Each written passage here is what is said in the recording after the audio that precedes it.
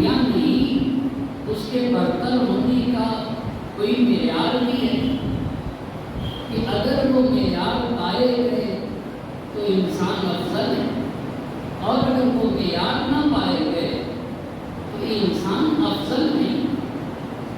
قرآن مجید نے صاف لفظوں میں یہ بات کہی ہے کہ جہاں قرآن یہ کہتا ہے کہ ہم نے انسان کو ہر مخلوق سے افضل پیدا کیا، وہیں پہ قرآن کچھ لوگوں کے بارے میں کہتا ہے کہ اولئک کالانعام بل ہم اضل، یہ جانوروں کی طرح بلکہ جانوروں سے بھی کیسے گزرے۔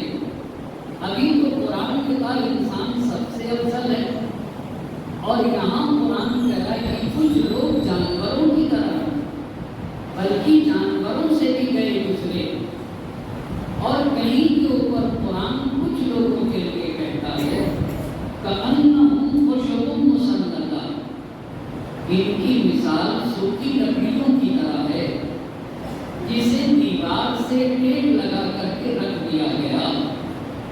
اس کا مطلب یہ ہوا کہ اگر اللہ نے انسان کو تمام مخلوق سے افضل بنایا ہے تو کوئی نہ کوئی وجہ ہوگی جس وجہ کی بنیاد پر انسان افضل ہے۔ وہ وجہ کیا ہے؟ وہ وجہ کیا ہے جس کی بنیاد کے اوپر انسان افضل؟ توجہ کرنے کی ضرورت ہے۔ اگر انسان کے یہاں کمالات پائے گئے تو انسان افضل ہے، لیکن اگر انسان کے یہاں کمال نہ پایا گیا، اگر انسان کے یہاں طہارت نفس نہ پائی گئی، اگر انسان کی زبان اچھی نہ رہی، اگر انسان کے یہاں ہمدردی کا جذبہ نہ پایا گیا، اگر انسان کے یہاں دوسروں کی محبت نہ پائی گئی، اگر انسان کے یہاں قربانی کا جذبہ نہ پایا گیا، اگر انسان کے یہاں وفاداری نہ پائی گئی، تو ایسے انسان کو قرآن کہتا ہے اولئک کالانعام بل ہم اضل۔ جس انسان کے یہاں قربانی کا جذبہ نہ پایا جائے، جو انسان طہارت نفس کا مالک نہ ہو، ایسے انسان کو تو قرآن جانور کہنے کے لیے بھی تیار نہیں۔ اولئک کالانعام بل ہم اضل، یہ جانور ہے بلکہ جانور سے بھی گیا گزرا۔ تو اس کا مطلب یہ ہوا کہ اللہ نے انسان کو سب سے افضل بنایا ہے، یہ ایک بات۔ دوسری بات یہ ہے کہ وہی انسان افضل ہوگا اور وہی انسان سب سے برتر ہوگا جس کے یہاں کمالات پائے جائیں۔ جس انسان کے یہاں کمال پایا جائے گا وہی انسان افضل ہوگا، لیکن کمالات بھی دو طرح کے ہوتے ہیں۔ کتنی طرح کے ہوتے ہیں کمالات؟ کمالات بھی دو طرح کے ہوتے ہیں۔ میں بتاؤں گا کہ بھی کمالات کہتے کسے، پر اتنی بات تو ضروری سمجھتا ہوں کہ کمال بھی دو طرح کے ہوتے ہیں۔ کچھ چیزیں کمال ہیں پر انسان کے اختیار میں ہیں۔ مثال کے طور پہ اچھا گھرانہ، اچھا خاندان، اچھے ماں باپ اور انسان کا خوبصورت ہونا، یہ بھی کمال ہے، پر یہ وہ کمال ہے جو انسان کے اختیار میں نہیں۔ یہ ایک کمال، لیکن دوسرا کمال وہ ہے جو انسان کی روح سے مربوط ہے۔ بہت توجہ کریے گا، عنوان گفتگو یہ ہے کہ زندگی میں اخلاق کا کردار کیا ہے۔ اگر زبان اچھی ہے، اگر لوگوں کے ساتھ ہمدردی پائی جاتی ہے، اگر دوسرے کی محبت ہے، اگر اللہ کی قدردانی کرتا ہے انسان، نعمتوں کا شکریہ ادا کرتا ہے، تو اس کا انسان کی زندگی میں کیا اثر ہوگا، یہ اور طلب بات ہے۔ بس کچھ کمالات وہ ہیں جو انسان کے اختیار میں نہیں، جیسے میرا گھر، میرا گھرانہ، میرا خاندان، پر کچھ کمالات ایسے ہیں جو انسان کے اختیار میں۔ وہ کون سے کمالات ہیں؟ وہ کمالات ہیں جو انسان کی روح سے مربوط ہیں، جو انسان کی روح سے مربوط ہیں۔ مثال کے طور پر جیسے ایک انسان کا پرہیزگار ہونا، ایک انسان کا متقی ہونا، ایک انسان کا سخی ہونا، ایک انسان کا صاحب اخلاق ہونا، ایک انسان کی زبان کا اچھا ہونا، ایک انسان کے یہاں قربانی کا جذبہ پایا جانا، یہ سارے کمالات وہ ہیں جو انسان کی روح سے مربوط ہیں، اور انہی کمالات کی بنیاد کے اوپر انسان صاحب کمال بنتا ہے۔ جو جتنا پاکیزہ ہوگا، جس کے یہاں جتنی طہارت نفس پائی جائے گی، اتنا ہی وہ انسان صاحب کمال بنتا چلا جائے گا۔ اسی کو قرآن نے اپنے لفظوں میں جو کہا ہے، ان اکرمکم عند اللہ اتقاکم، تم میں سب سے محترم وہ ہے جو سب سے زیادہ پاک ہو۔ یہ قرآن کی واضح لفظ ہے۔ اللہ کے نزدیک سب سے محترم وہ انسان ہے جو جتنا زیادہ پاک ہوگا اتنا ہی زیادہ محترم ہوگا، اور جو انسان جتنا زیادہ صاحب کمال بنتا چلا جاتا ہے، ایسے بندے میں خدا فخر کرتا ہے، اور قرآن میں فخر کرتے ہوئے کہتا ہے فتبارک اللہ احسن الخالقین۔ وہ خدا کتنا عظیم ہے جس نے اتنی عظیم مخلوق پیدا کی کہ وہ انسان اپنے نفس کی پاکیزگی کی فکر کرتا ہے۔ یعنی جب انسان اخلاق اور کردار کی طرف متوجہ ہوتا ہے، جب انسان اپنے کیریکٹر کو سدھارتا ہے، تو خالق اس میں فخر کرتے ہوئے کہتا ہے کہ فتبارک اللہ احسن الخالقین۔ وہ خدا بہترین پیدا کرنے والا ہے، اور کتنی عظیم مخلوق اس خدا نے پیدا کی۔ لیکن قرآن نے ایک بات کہی کہ صاحب کمال بندے چاہے مرد ہوں یا عورت ہوں بہت کم ہیں۔ صاحب کمال بندے جن کی روح پاک و پاکیزہ ہو، جو کیریکٹر کے دھنی ہوں، وہ بہت کم ہیں۔ قرآن کی آیت پڑھتا ہوں، وہ قلیل من عبادی الشکور، میرے بندوں میں جو صاحب کمال ہیں وہ بہت کم ہیں۔ اتنی بات تو دو باتیں اب تک عرض کر چکا آپ کی خدمت میں۔ پہلی بات یہ کہ انسان کو سب سے افضل پیدا کیا گیا، یہ پہلی بات، لیکن افضلیت کا معیار کمال ہے۔ جو جتنا پاک و پاکیزہ ہوگا اتنا ہی زیادہ بلند مرتبہ ہوگا۔ اچھا، کمال بھی ایک سوال پڑھے گا محمد اور آل محمد۔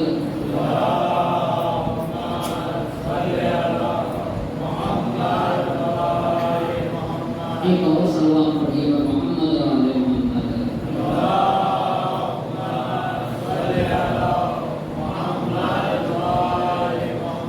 بس انسان کو سب سے افضل پیدا کیا، یہ پہلی بات۔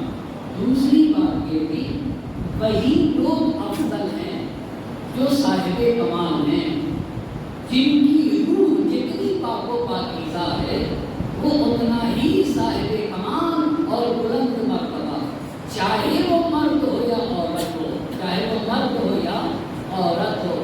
اچھا، لیکن قرآن نے تیسری بات کہی کہ میرے پاک و پاکیزہ بندے کم ہیں، وہ قلیل من عبادی الشکور۔ اب آپ سے ایک سوال کرنا چاہوں گا، یہ بتائیے مرد افضل ہے یا عورت؟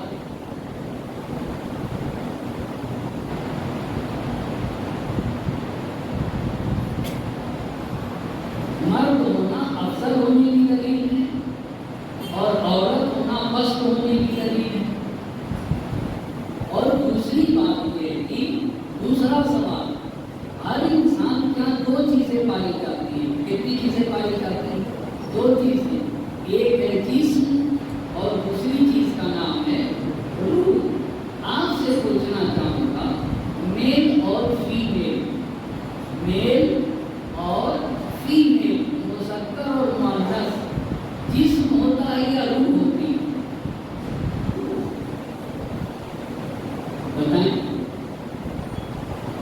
جسم مذکر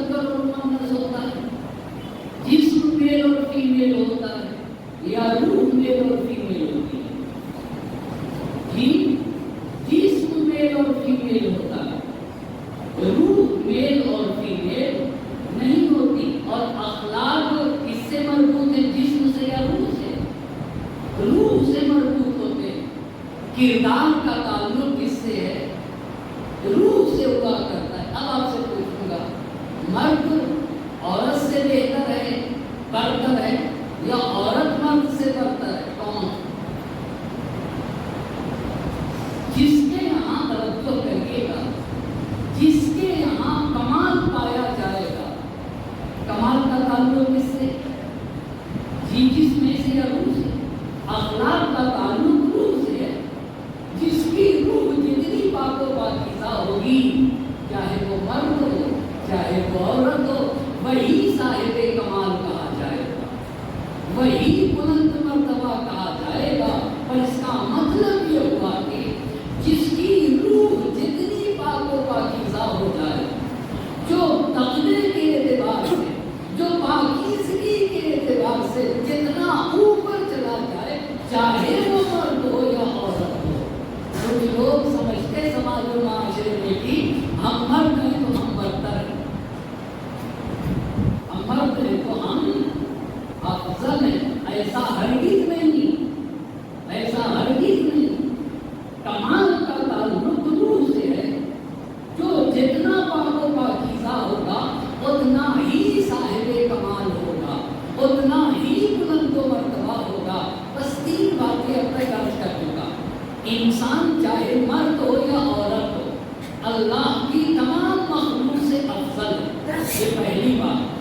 दूसरी बात, अफजलियत का मेयार रूही कमाला, जो जितना पाक होगा उतना ही बरतर होगा।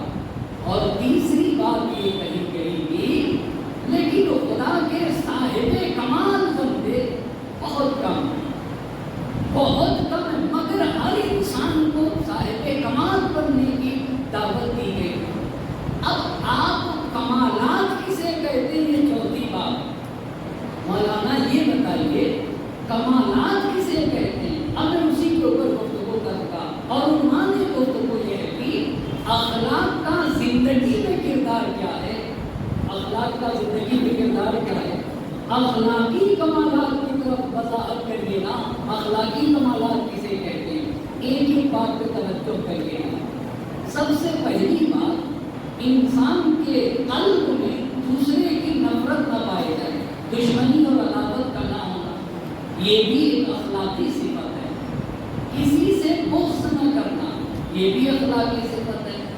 किसी की गीबत न करना, ये भी अखलाकी सिफत है। झूठ ना बोलना, ये भी अखलाकी सिफत है। हमेशा सच्चा बन के जीना, ये भी अखलाकी सिफत है। इसी तरीके से अगर अल्लाह ने नेमत दी है तो नेमत का शुक्रिया अदा किया जाए, ये भी एक अखलाकी सिफत है। अल्लाह ने दौलत से नवाजा है तो सदका दिया जाए, ये भी अखलाकी सिफत है।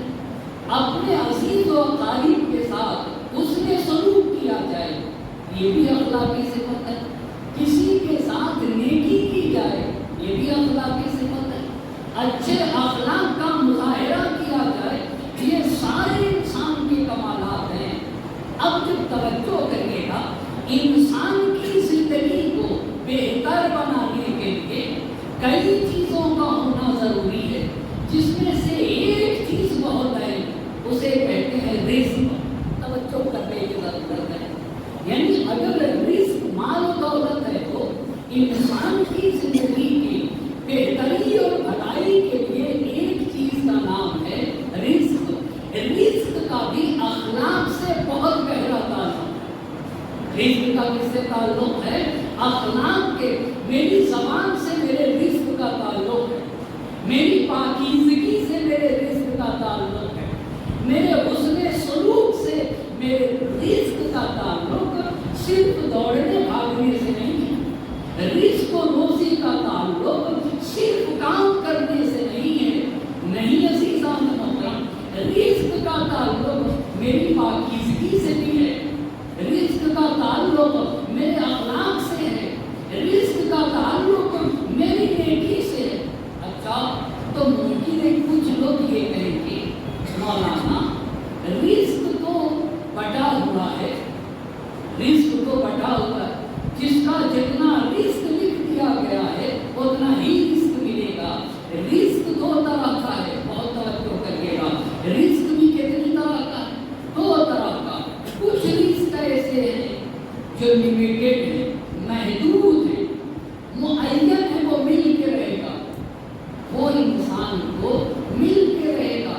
لیکن قرآن نے ایک اور رزق کی بات کی ہے، کہا وہ رزق اس کی کوئی حد نہیں، وہ انلمیٹڈ ہے، پر اس رزق کو پانے کے لیے تمہیں وسیلے کی ضرورت ہوگی۔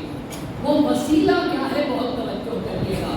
بس اب تک اخلاق کا رزق سے بڑا گہرا رابطہ ہے، اور رزق بھی کتنی طرح کا ہوتا ہے؟ جی کتنی طرح کا ہوتا ہے؟ دو طرح کا ہوتا ہے۔ ایک رزق ہے معین، محدود، لمیٹڈ، اور دوسرا رزق کیا ہے؟ انلمیٹڈ، جو معین نہیں ہے، جس کی کوئی حد نہیں ہے۔ یہ کہاں سے آپ نے کہا کہ رزق دو طرح کا ہوتا ہے؟ اب میں قرآن کی آیت پڑھتا ہوں، مسلسل قرآن کی آیت آپ کو سنی ہوگی، ان اللہ یرزق من یشاء، یرزق، ان اللہ یبسط الرزق لمن یشاء ویقبض، اللہ جس کے لیے چاہتا ہے رزق کے دروازے کھول دیتا ہے، اور جس کے لیے چاہتا ہے رزق کے دروازے کو تنگ کر دیتا ہے۔ اچھا، اس کا مطلب یہ کہ خدا کبھی رزق کے دروازے کھول دیتا ہے اور کبھی رزق کو انسان کے لیے کیا کرتا ہے؟ تنگ کرتا ہے۔ یہ ایک آیت ہے، ان اللہ یبسط الرزق لمن یشاء ویقدر، یقدر نہیں ہوا یقدر، اللہ جس کے لیے چاہتا ہے رزق کے دروازے کھول دیتا اور جس کے لیے چاہتا ہے تنگ کر دیتا۔ یہاں کے اوپر بھی رزق کے دروازے کو کھولنے کی بات کہی گئی کہ ایک آیت آپ کی خدمت میں ہوتی ہے۔ دوسری آیت قرآن نے یہ کہا لئن شکرتم لأزیدنکم، اگر تم نعمت کی قدردانی کرو گے تو ہم نعمت میں اضافہ کریں گے۔ کہاں پہ اضافہ کرے گا؟ یہ قرآن نے نہیں بتایا، یہ قرآن مجید نے نہیں بتایا۔ آپ بتائیے، قرآن کہہ رہا ہے کہ لئن شکرتم لأزیدنکم، اگر تم نعمت کی قدردانی کرو گے تو ہم نعمت میں اضافہ کریں گے۔ یہ اللہ کہاں بڑھائے گا؟ کہاں دنیا میں بھی اضافہ کریں گے اور آخرت میں بھی اضافہ کریں گے۔ یہ دو آیتیں ایک سلمان پڑھے گا محمد اور آل محمد۔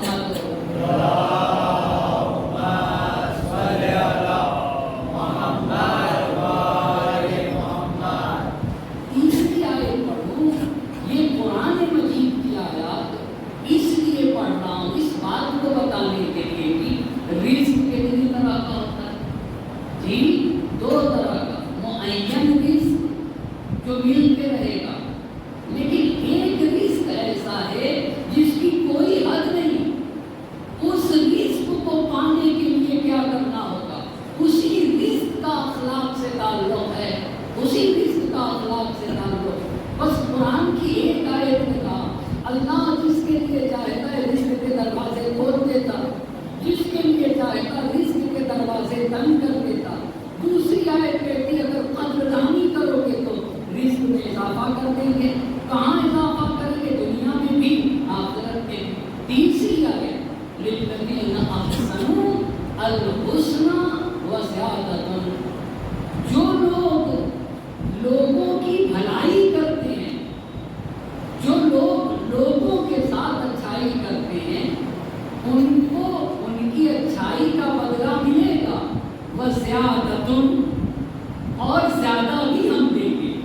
توجہ کریے گا، یعنی جو لوگ دوسروں کا خیال کرتے ہیں، قرآن کی آیت ہے، ہم ان کو ان کی نیکی کا بدلہ دیں گے، وزیادۃ، اور ہم انہیں زیادہ بھی دیں گے، زیادہ بھی دیں گے۔ اتنی بات کو اور بھی قرآن کی آیت پڑھتا ہوں، فَأَمَّا الَّذِينَ آمَنُوا وَعَمِلُوا الصَّالِحَاتِ جو لوگ ایمان لے آئے اور عمل صالح بجا لائے فَيُوَفِّيهِمْ أُجُورَهُمْ، اللہ انہیں پورا پورا ان کا بدلہ دے گا. لیکن پھر قرآن کہتا ہے وَيَزِيدُهُم مِّن فَضْلِهِ، انہیں ایکسٹرا بھی رزق دے گا، انہیں ایکسٹرا رزق دے گا. جو لوگ ایمان اور عمل صالح لے آئے ان کو تو ان کے ایمان اور عمل صالح کا بدلہ ملے گا اور زیادہ بھی اللہ دے گا. یہاں تک بات ہوئی. یہ جو فضل کہہ رہا ہے قرآن وَيَزِيدُهُم مِّن فَضْلِهِ، اپنا فضل دے گا. یہ ہے کیا چیز؟ روایت کے الفاظ اتنی جب آیات پڑھی تو ان آیات نے یہ بتا دیا کہ اللہ کا کچھ رزق ایسے ہیں جس کی کوئی حد نہیں، پر اس کو پانے کے لیے کیا کرنا ہوگا یہ روایت نے بتایا. ان للہ فضولا من رزق، اللہ کے پاس کچھ اضافی رزق ہے، اپنے بندوں میں سے کسی کے اوپر چاہتا ہے نازل کر دیتا ہے. لیکن قرآن نے کہا بس الو من فضلہ، وہ جو اضافی رزق ہے نا اسے خدا سے مانگا کرو، خدا کی بارگاہ میں طلب کیا کرو. اب اسی اضافی رزق کی بات کرنے جا رہا ہوں، توجہ کریے گا. وہ طلب کیسے کیا جائے؟ کہا اگر رزق پانا چاہتے ہو تو پہلی چیز، بہت توجہ کریے گا، پہلی چیز اپنے عیش و اقارب کے ساتھ نیکی کرو. اپنے اچھا رزق پانے کے لیے وہ جو جس رزق کی کوئی حد نہیں ہے نا اس کو پانے کے لیے کیا کرنا ہوگا؟ پہلا راستہ یہ ہے، پہلا راستہ کیا ہوگا کہ اپنے رشتے داروں کے ساتھ نیکی کرو، نیکی کرو. آپ نے یہ محاورہ سنا ہوگا اگر عزت دو گے تو عزت پاؤ گے. سنا ہے یا نہیں سنا؟ بھائی اگر دو گے تو پاؤ گے. آپ بہت اسی فلسفے کو قرآن نے کہا ہے. اگر خدا کا انلمیٹڈ رزق پانا چاہتے ہو تو اسی کے دیے ہوئے رزق میں سے تھوڑا سا پہلے تم دوسروں کو دو. جو کر رہے ہیں آپ کو اخلاقی تقاضا ہے انسان کا کہ وہ اپنے عیش و اقارب کا خیال کرے. اب میں حدیث پڑھتا ہوں اور اسی سے مربوط روایت پڑھوں گا جس سے واضح اندازہ ہو جائے گا کہ اخلاق کا انسان کی رزق و روزی میں کتنا گہرا راز ہوتا ہے. من حسنا برہ اہل بیتہ، جو اپنی فیملی کے ساتھ نیکی کرتا ہے، اپنی فیملی کے ساتھ. فیملی کسے کہتے ہیں؟ فیملی کسے کہتے ہیں؟ ایک ہوتا ہے گھر اور ایک ہوتا ہے گھرانہ. کیا کہا؟ ایک ہے گھر اور ایک ہے گھرانہ. گھر کس کو کہتے ہو؟ گھرانہ کسے کہتے ہیں؟ دونوں میں فرق ہے یا نہیں ہے؟ یہ دونوں میں فرق ہے. میاں بیوی بچے اس کو کہتے ہیں گھر. اردو میں جب گھر بولا جائے تو کہتے کو شامل ہوتا ہے جی، کہتے کو میاں بیوی اور بچے اس کے، یہ ہوتا ہے گھر. لیکن گھرانہ کس کو کہتے ہیں؟ اس کے چچا، اس کے بھائی، اس کے ماموں، اس کی پھوپھی. پھوپھی کو کیا کہتے ہیں آپ لوگ؟ بھائی کہتے ہیں، بھائی کہتے ہیں پھوپھی کو. پھوپھی باپ کی بہن. ایک سلوات پڑھے گا محمد آل محمد.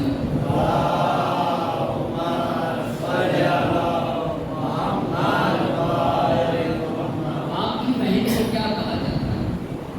یہ پھوپھی کہتے ہیں. ایک جگہ میں نے پھوپھی کہا تو انہوں نے گجرات پڑھ رہا تھا تو انہوں نے کہا کہ ہم گجراتی پھوپھی کو آئی کہتے ہیں. تو ممکن ہے کہیں کہا جاتا ہو مطلب آپ سلوات پڑھے گا محمد اور آل محمد.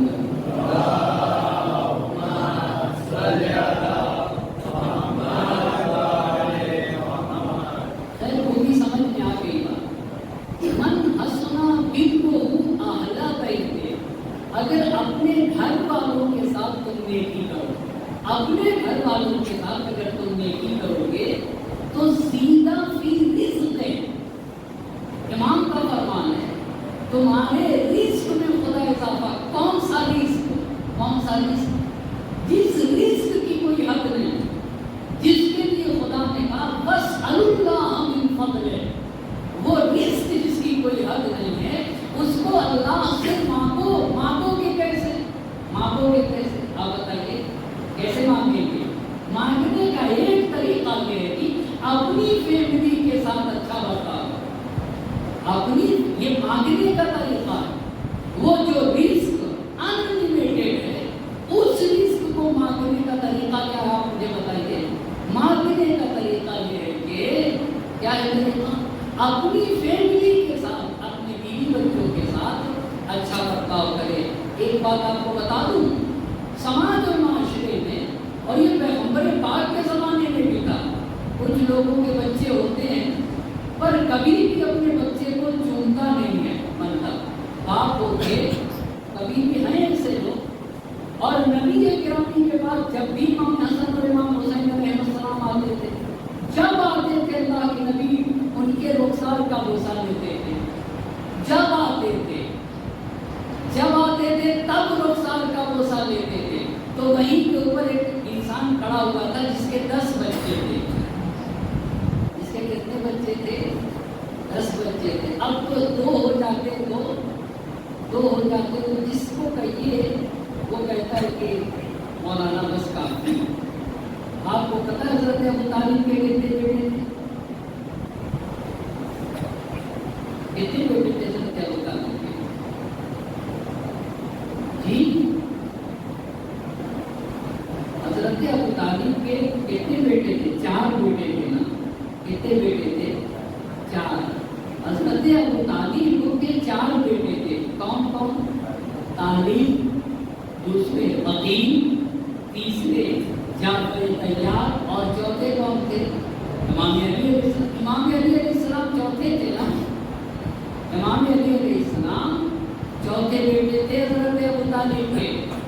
ہمارے بہت بڑے عالم دین نے بات لکھی، اگر حضرت ابو طالب 2 پہ رک جاتے، اس پہ اگر حضرت ابو طالب فیملی پلاننگ کیے ہوتے اور 2 پہ رک جاتے تو دنیا علی سے محروم ہو جاتی۔ کیوں محروم ہو جاتی؟ آپ بتائیے۔ اس لیے کہ علی چوتھے بیٹے کا نام ہے۔ ہمیں کیا پتا میرا کون سا بچہ صاحب کمال نہیں، ہمیں کیا پتا، پر ہم ایک پہ فیصلہ کرتے تھے، ہم ایک کے اوپر کیا کرتے تھے؟ ایک پہ فیصلہ کرتے تھے۔ اگر ابو طالب 2 پہ رکے ہوتے تو دنیا علی سے محروم ہوتی، دنیا علی سے محروم ہوتی۔ اس کے 10 بیٹے تھے۔ جب نبی اکرام حسن حسین کا بوسہ لیتے تھے تو کہتا تھا کہ میں نے اپنے کسی بچے کو آج تک بوسہ نہیں دیا، چوما نہیں دیا، نہ اس کے رخسار پہ بوسہ دیا، نہ اس کے ہاتھ پہ، نہ اس کے پیشانی پہ۔ تو نبی اکرامی نے حدیث ارشاد فرمائی، من لا یرحم لا یرحم۔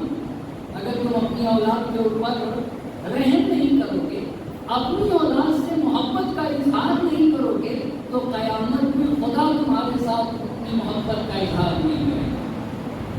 کتنا اہم مرحلہ ہے فیملی کے ساتھ۔ من حسنا برہ اہل بیتہ، جو اپنی فیملی کے ساتھ نیکی کرے، سیدھا فی رزق ہے، اللہ اس کے رزق میں اضافہ کرے گا۔ کون سا رزق؟ جس رزق کی کوئی حد نہیں ہے۔ اب مجھے یہاں سے نہیں معلوم، ہماری طرف یہ ہے کہ اگر کوئی بھی شوہر اپنی فیملی کی ہیلپ کرنے لگے تو ہماری طرف کہتے ہیں کہ چورو کا غلام ہو گیا، ہماری طرف ایسے کہتے ہیں کہ یہ کیا ہو گیا ہے؟ چورو کا غلام ہوا۔ جبکہ دین کہتا ہے کہ اپنی فیملی کی وہی ہیلپ کرے گا جو یا تو صدیق کا مقام رکھتا ہوگا، یا شہید کا اجر رکھے گا، یا وہ مرد ہوگا جس کے ساتھ اللہ نے خیر دنیا اور خیر آخرت کا ارادہ کیا۔ حدیث پڑھو، لا یخدم العیال، اپنی فیملی کی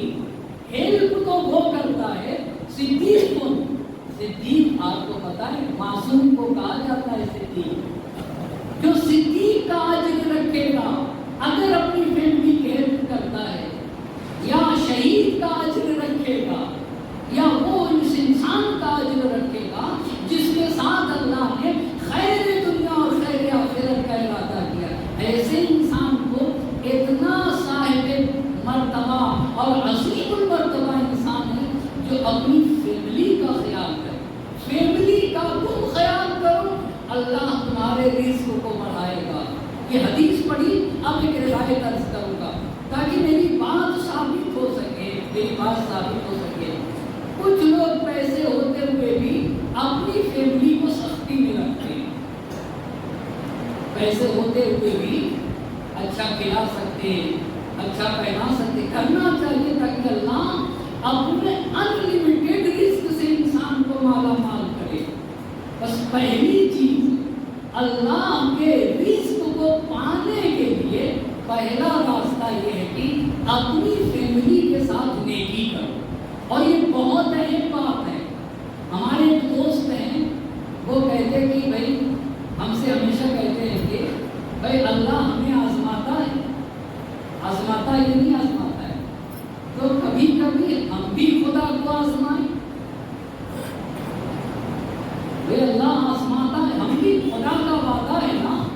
بھائی خدا کا وعدہ ہے فیملی کے ساتھ نیکی کرو گے رزق کو بڑھا دیں گے.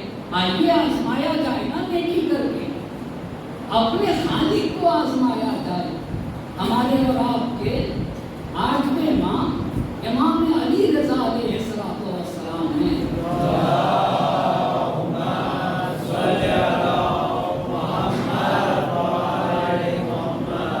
محمد بن خلاد راوی ہے، اس نے 8ویں امام سے اور 8ویں امام نے یہ بات بیان کی کہ قوم بنی اسرائیل کے ایک شخص رہتا تھا.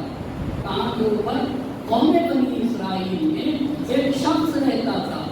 اس نے ایک دن خواب میں دیکھا کہ، اب اس میں توجہ کریے گا، اب میں آپ سے سوال کروں گا کہ جتنی بھی تمہاری زندگی بچی ہے، آدھی زندگی خوشحالی میں گزرے گی اور آدھی زندگی تنگی میں گزرنے والی ہے.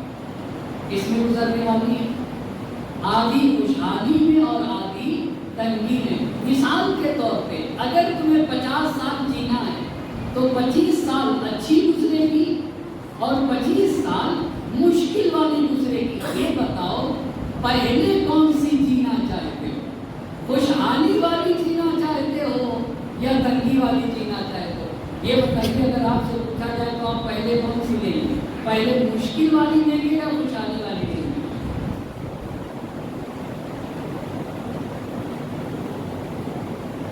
یا خاموش نہیں؟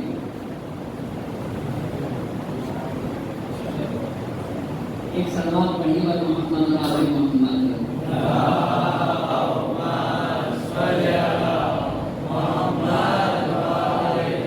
پہلے کون سی لیں گے؟ خوشحالی والی یا تنگدستی والی؟ روایت کس بات پہ عرض کروں؟ اگر فیملی کے ساتھ خیال کیا تو اللہ تمہیں بے پناہ رزق سے نوازے گا. شرط یہ ہے کہ اور صرف بے پناہ رزق سے نوازے ہی کا نہیں، آنے والی مشکلات کو ٹال دے گا. کیوں؟ اس لیے کہ تم نے اپنی فیملی کا خیال کیا. تم نے کس کا خیال کیا ہے؟ اپنی فیملی کا. تو آپ نے کیا کہا؟ کون سے لیں گے؟ خوشحالی والی پہلے لیں گے یا تنگی والی؟ جی آپ بولیے آرام سے، کون والی؟ اچھا، جب اس سے پوچھا گیا کہ بھائی تم پہلے خوشحالی والی لوگے یا تنگی والی، تو جانتے اس نے کیا کہا؟ بھائی میں اکیلا نہیں، میں شادی شدہ ہوں، میری بیوی ہے. میری کیا ہے؟ بیوی ہے. بیوی سے پوچھوں گا، میں کس سے مشورہ کروں گا؟ میں بیوی سے صلاح لوں گا، میں اپنی بیوی سے رائے لوں گا، میں اپنی بیوی سے پوچھ کے بتاؤں گا. تو کیا بیوی سے مشورہ لیا جا سکتا ہے؟ سوال سخت ہے، بتائیے نا. دیکھیے اتنی خاموشی تو اچھی نہیں لگے گی. آپ بتائیے بیوی سے لیا جا سکتا ہے یا نہیں لیا جا سکتا؟ اب یہ خاموشی اچھی نہیں ہے. جی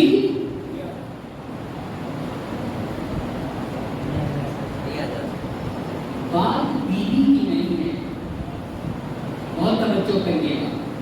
بات بیوی کی نہیں ہے اور نہ بات مرد کی ہے. نہ ہر مرد سے مشورہ لیا جا سکتا ہے اور نہ ہی ہر عورت سے. بہت توجہ کریے گا. آپ ہر مرد سے بھی رائے نہ لینے جائیے. نہ ہر مرد سے مشورہ لیا جا سکتا ہے اور نہ ہی ہر عورت سے. کوالٹی دیکھنی چاہیے. کیا دیکھنا چاہیے؟ اگر مرد اور عورت میں کوالٹی پائی جاتی ہے تو آپ بالکل مشورہ دیجیے. کوالٹی کیا ہونا چاہیے وہ ابھی روایت بتائے گی. وہ ابھی روایت بتائے گی. اگر ایسی کوالٹی ہوئی تو آپ کو مشورہ لینا ہوگا. آپ کو کیا کرنا چاہیے؟ مشورہ. اب وہ کوالٹی مرد میں ہے تو اس سے لیجیے, عورت میں تو اس سے لیجیے. بات اس کی نہیں ہے کہ بیوی سے مشورہ نہیں لے سکتے. یہ بات صحیح نہیں ہے. اگر کوالٹی ہے تو مرد میں تو مرد سے لیا جائے گا اور اگر خاتون میں تو خاتون سے مشورہ لیا جائے گا.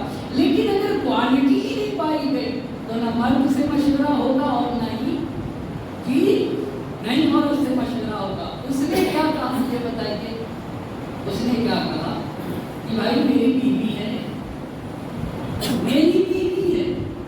اچھا, اپنی بیوی سے مشورہ کر کے بتاؤں گا. اب جب صبح ہوئی تو اپنی بیوی سے کہتا ہے کہ بھائی ہماری جتنی بھی زندگی ہے, آدھی زندگی خوشحالی کی اور آدھی زندگی تنگی کی گزرے گی. یہ بتاؤ پہلے خوشحالی کی لیں یا تنگی والی؟ بیوی نے کیا کہا ہوگا؟ اس نے کہا کہ ہم پہلے خوشحالی کی زندگی لیں گے. ہم پہلے کون سی زندگی جئیں گے؟ خوشحالی کی زندگی. اچھا, اب بیوی کی کوالٹی دیکھیے گا. کوالٹی جیسے ہی کہا ہم خوشحالی کی زندگی جئیں گے, یاد رکھیے گا رزق پانے کے لیے فیملی کے ساتھ, اپنے گھر گھرانے کے ساتھ اچھا برتاؤ کرنا ہوگا. اب جب اس نے کہا خوشحالی کی زندگی جئیں گے, اب ان کے یہاں نعمتیں پہ نعمتیں آنے لگی. مال و دولت, نعمت کی فراوانی, اور جیسے جیسے نعمت آتے تھے, مال و دولت آتے تھے, تو وہ بیوی اپنے شوہر کے پاس جا کر کہتی تھی آپ کے والد کو ضرورت ہے, ان کی مدد کریے. آپ کی والدہ کو ضرورت ہے, ان کی مدد کریے. آپ کے بھائی مشکل میں گرفتار ہیں, ان کی مدد کریے. اور جب دولت آتی تھی, آپ کے دوست مشکل میں گرفتار ہیں, ان کی مدد کریے. آپ کے فلاں رشتے دار کو ضرورت ہے, ان کی مدد کریے. پوری خوشحالی کی زندگی وہ دوسروں کی مدد کرواتی ہے. آپ کو توجہ کیا کس کی مدد کرواتی ہے؟ ماں باپ کا خیال کریے. خاتون تھی اپنے شوہر سے, جب اللہ نے نعمت دی ہے تو ہمیں اللہ کی اور نعمت پانے کے لیے بڑی بہت عظیم یہ روایت ہے جو میرے آخر ماں نے اپنے ماں باپ کا خیال کریے. بیوی شوہر سے کہہ گے اپنے بھائی بہن کا خیال کریے, اپنی پھوپھی کا خیال کریے, اپنے چچا کا خیال کریے, فلاں انسان ضرورت مند ہے اس کا خیال کریے. اچھا, یہ خیال کرتے کرتے خوشحالی کا زمانہ گزر گیا. کس کا زمانہ گزر گیا؟ خوشحالی کا. اب کون سا وقت آنے والا ہے؟ اب کون سا وقت آئے گا آپ بتائیے؟ اب تنگی والا زمانہ آئے گا. جب تنگی والے زمانے کا وقت شروع ہوا تو اپنے شوہر کے پاس آ کے جانتے کیا کہتی ہے؟ قد انعم اللہ علینا, اللہ نے ہمیں نعمت دی, فشکرنا, ہم نے نعمت کا شکریہ ادا کیا. کیا کہا اس نے؟ بولیے, اللہ نے ہمیں نعمت دی اور ہم نے کیا کیا؟ نعمت کا شکریہ ادا کیا. نعمت کا شکریہ کیا ہے؟ مال و دولت دیا ہے تو ماں باپ کی خدمت کرو, مال و دولت دیا ہے تو بھائی بہن کا خیال کرو, مال و دولت دیا ہے تو پڑوسی کا خیال کرو, مال و دولت دیا ہے تو ضرورت مندوں کا خیال کرو. اس خاتون نے بڑی عظیم بات کہی, کہا ہم کو اللہ نے دیا, ہم نے نعمت کی قدردانی کی, اور ہم سے اللہ نے وعدہ کیا. کیا وعدہ کیا اللہ نے؟ وعدہ کیا کیا آپ ذرا بتائیے. وعدہ کیا کیا اللہ نے؟ لئن شکرتم، جی لئن شکرتم لأزیدنکم. بیوی نے کہا کہ یہ اللہ نے وعدہ کیا، اللہ نے ہمیں نعمت دی اور ہم نے نعمت کا کیا کیا ہے؟ شکریہ ادا کیا. اور ادھر سے اللہ نے وعدہ یہ کیا ہے اگر نعمت کا شکریہ ادا کرو گے تو ہم نعمت میں اضافہ کر دیں گے، ہم دنیا میں بھی اضافہ کریں گے، آخرت میں بھی اضافہ کریں گے. اپنے شوہر سے کہتی ہے کہ اب خدا کی باری ہے، ہم نے تو نعمت پا کے نعمت کا شکریہ ادا کر دیا، اب اس کی باری ہے کہ وہ اپنے کیے ہوئے وعدے کو پورا کرے. وعدہ کیا تھا خدا کا؟ آپ بتائیں وعدہ کیا تھا خدا کا؟ تم نعمت کی شکریہ ادا کرو، ہم نعمت کے ساتھ. جیسے اس خاتون نے کہا اب خدا وعدے کی وفا کرے. آپ کو پتہ ہے کیا ہوگا؟ چونکہ تم نے خوشحالی کی زندگی پا کے اپنے فیملی اہل و عیال عزیز و اقارب دوسروں کا خیال کیا، لہذا اب تمہاری تنگی والی زندگی بھی ہم خوشحالی میں بدل دیں. ایک صلوات پڑھے بر محمد و آل محمد. اللہم صل علی محمد و آل محمد. اتنا اہم رشتہ ہے اخلاق کا انسان کی زندگی سے. اسی بات کے لیے انشاءاللہ آئندہ باتوں کو عرض کرتا چلوں گا. بس پہلی چیز جس کا ہمارے رزق سے اور وہ بھی انلمیٹڈ رزق سے بہت گہرا رابطہ ہے، وہ اپنی فیملی کے ساتھ اچھا برتاؤ، اپنی فیملی کے ساتھ حسن سلوک ہے. بس عزیزان محترم، رحمت کو تمام کر رہا ہوں. سید الشہداء حضرت ابو عبداللہ حسین علیہ السلام کا اپنی فیملی کے ساتھ کیسا رشتہ؟ امام علی مقام کا سکینہ کے ساتھ کیسا رشتہ تھا؟ امام حسین علیہ السلام کا رباب کے ساتھ کتنا گہرا رشتہ تھا؟ کیا حسین کو رباب سے محبت نہ تھی؟ کیا حسین کو سکینہ سے محبت نہ تھی؟ کیا حسین کو زینب و ام کلثوم سے محبت نہ تھی؟ حسین کو سکینہ سے محبت تھی، حسین کو رباب سے محبت تھی، اور اس درجہ حسین کو سکینہ سے محبت تھی کہ سید الشہداء کہتے تھے انی لأحب دارا تکون بہا سکینۃ و رباب. اے لوگو، مجھے وہ گھر پسند ہے جس میں میری سکینہ رہتی ہے، مجھے وہ گھر پسند ہے جس میں میری رباب رہتی ہے. اسی لیے جب حسین رخصت آخر کو آئے، اہل حرم نے حسین کو حلقے میں لے لیا اور حسین نے ایک ایک کو نصیحت کی، استعدوا للبلاء، دیکھو سختیوں کے لیے تیار ہو جاؤ، مگر اپنے زبان پر کوئی بھی ایسے کلمات نہ آنے دینا جس سے خدا کی شکایت کا اظہار ہو رہا ہو. پھر امام حسین علیہ السلام نے سکینہ اور زینب و ام کلثوم اور رقیہ اور رباب کو خطاب کر کے کہا یا زینب و ام کلثوم، یا رقیہ اور رباب، علیکم منی السلام. یہ سکینہ تم پر حسین کا سلام حاضر ہو، رباب تم پر حسین کا سلام ہو. حسین پر رخصت ہو رہے تھے، سکینہ کی آنکھوں میں آنسو آ گئے. ایک مرتبہ حسین نے اپنی بیٹی سکینہ کی آنکھوں پہ اپنا ہاتھ رکھ دیا اور ہاتھ رکھنے کے بعد حسین نے سکینہ سے کہا اے میری لال سکینہ، میری شہادت کے بعد بہت رونا ہوگا. سکینہ، تمہیں تماچے مارے جائیں گے، تمہیں تعزیہ میں لگائے جائیں گے. میری لال سکینہ، تمہارے گوشوارے چھین لیے جائیں گے. عجب اللہ، عجب نہیں سکینہ نے زبانے پہ زبانی سے کہا ہو نیند آئے گی جب آپ کی بو پاؤں گی بابا، میں رات کو مقتل میں چلی آؤں گی بابا. بابا سکینہ کو تبھی نیند آتی ہے جب سکینہ کو آپ کی بو ملتی ہے. بابا اگر آپ نہ ہوگے تو میں مقتل میں چلی آؤں گی.